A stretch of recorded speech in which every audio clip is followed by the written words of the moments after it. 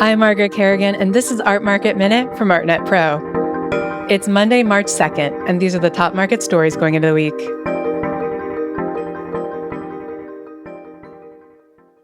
Sales at this year's Frieze Los Angeles, which just closed on Sunday, suggest that the market has some momentum. Galleries reported brisk business from the opening hours of the fair, with strong attendance from New York collectors who had managed to escape a snowstorm, and a visible contingent of major California buyers.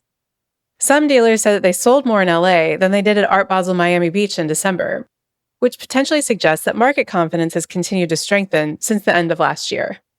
As always, mega galleries led the charge. David Zwirner reported selling Njideka Crosby's work Grandmother's Parlor for $2.8 million to a European foundation. Hauser & Wirth sold out its booth of Connie Meyer paintings, and Thaddeus Ropac placed works by Alex Katz for $700,000 and David Sally for $280,000. Among other six-figure sales. Meanwhile, Lehman Maupin sold works by L'Oreal Beltram for between $40,000 and $65,000, the most expensive of which went to an LA-based collector. And Tina Kim sold two Maya Ruth Lee paintings for $25,000 and $18,000.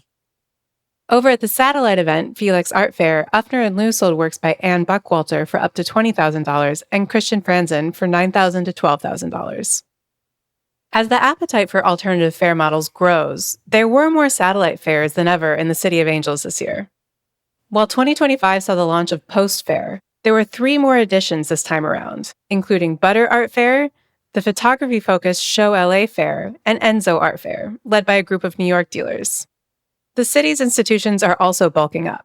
LACMA's reopening, the Broad's expansion, and the forthcoming Lucas Museum this year are all signs that LA's art scene is evolving. In other hopeful signs for returning market confidence, London's marquee spring auctions this week have more works on offer than the same sales last year, suggesting that demand may be ticking up.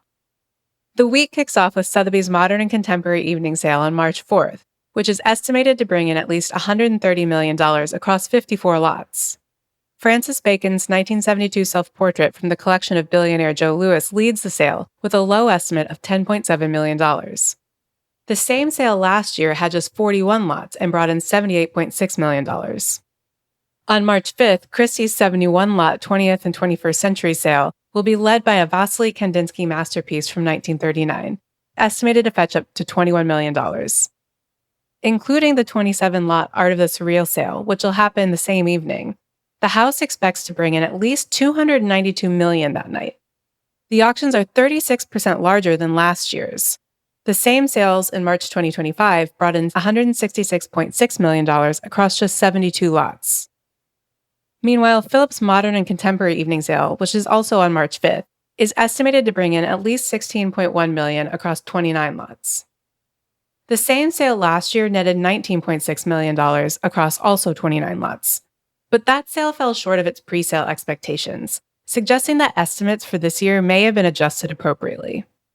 Willem Hammershøi's Interior of a Woman Placing Branches in a Vase on a Table, from the collection of former U.S. Ambassador John Loeb, is among the top offerings this time, with a low estimate of $2 million. You can get more details on these stories on news.artnet.com. Art Market Minute is produced by Sonia Manalili and me, Margaret Kerrigan. Thanks for listening, and see you next week.